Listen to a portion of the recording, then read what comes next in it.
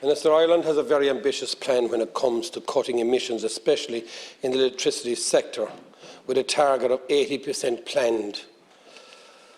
I find it difficult to understand, particularly as the demand is set to increase, as we have now an upcoming demand on data centres, increase on population and demand for power plants for electric cars to be serviced.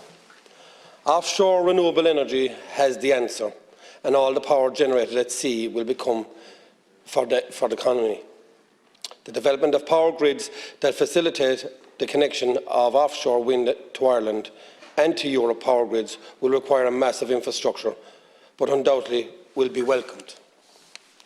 We in the Rural Independence Group welcome the alternatives whenever they become available, and I must say this again, whenever they become available. And that is why it pains me to remind the Government that until alternatives are in place, why penalise the Irish people with a crippling carbon tax? I have concerns around the development of ports around deep water and reinforced quays as their identification. I am concerned that Ireland has not embraced the floating wind farms instead of the fixed bottom sector to contribute to the 2030 emissions. Targets are not for they're there for the 2050 targets. This sends out the wrong message to companies like Equinor, who had no confidence in our commitments and left the market. Again, we are not looking at the offshore wind turbines. We only are looking at them for 2050. And companies are looking at us and saying, we're not at the races. And they've left the market because of our failure to look at investments on offshore. That, again, is a failure on your behalf. Now I'm going to give you a simple example from the farming community, which you are trying to cripple in this country at the moment. A farmer with 130 cows, average size, pays €850 per month for his electricity. Last week, he got solar panels in order to run the farm on solar power and also to help with the emissions. The cost of the solar panels to his farm were €21,500. He got a grant of €3,000 and then had to pay 13.5% VAT for installation. How long will it take back the initial cost of €21,500? Surely there's supposed to be an incentive there for farmers, so I'm going to break it down for you. So the solar panels cost €21,500.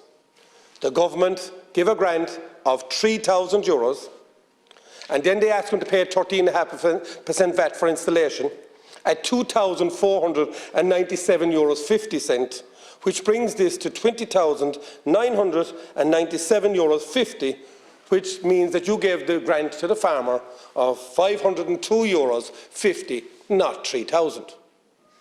We're supposed to be incentivising people in their farms to help us. And on one hand you say we're incentivising, on the other hand you're taking it back. I also have concerns that we are not developing fast enough turbine technicians apprenticeships programmes in our schools. Because again, being from a business sector myself, if I'm building something or if I'm building a unit, we need to train people in this country how to service them. Are we going to import everything as well for that? We have very, very competent students in this country that would take up apprenticeships to how to work these wind farms, how to fix these wind farms, how to design these wind farms. And again, you're caught on the back foot. You're not investing in the youth of today for technology going forward. Again, we're going to be caught again because you're going to look for it outside of Ireland. People outside of Ireland in Europe look into Ireland because of the education sector we have and how bright the Irish people are. But our government are not so bright because they won't invest in apprenticeships for renewable energy. That's me again coming to you, showing you from a business sector how we future-proof. Now we said here in the Rural Independence, welcome renewable energy. But all the government have done at the moment is created a layer of tax, which means that nobody in this country can invest in solar panels or invest in reducing emissions, because with the fuel crisis that's here at the moment, your answer to the fuel crisis was to add tax because you're using a percentage system. And again, I'm going to bring you back to business, and I'll bring you back to a banking sector. When you get a mortgage for your house, you can get a fixed price mortgage for your house, which shows you the percentage that you're going to be paying, which gives a structure put in place for every householder that has a mortgage in Ireland that shows how much money is going to come out of their account to pay for their house. But our government have a percentage rate on the fuel costs coming into the country. So if there's a fuel increase in this country, you take your percentage on top. Now, in 2020, you were taking 81 cents a litre from fuel. And in 2021, you're taking €0.05 in fuel, because the fuel increased, you take your percentage, it added the tax. That tax hits every farmer, every person in Ireland. It hits everyone. So it's more money to produce the food. That means the next person adds it on and adds it on, and that means every person that's going shopping tomorrow morning is paying the extra for it. Not only are they paying extra for their food now, they're now paying extra food or for fuel that you have added in a tax. So what I'm asking the government for a short-term period until fuel decreases, common sense approach. Use a fixed tax on the fuel. I understand that there has to be tax to pay the bills. But when at a time of crisis, in a COVID crisis, in an international crisis for fuel, the government didn't act. You could have fixed the price on fuel. And if there was a fuel increase, we'll accept that there's a fuel increase, but we're not accepting that we're paying extra tax on a fuel increase. You're still getting your tax, but you're penalising my clothes on my back, my food that I've ate here today.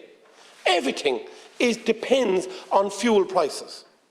And the answer to this government was he increased the tax because of the percentage rate that you're using. And I'll say it again, we all know we've got to pay tax. But at a time of crisis, the government has failed the people of Ireland. With the increases, he taxed everyone in this country more.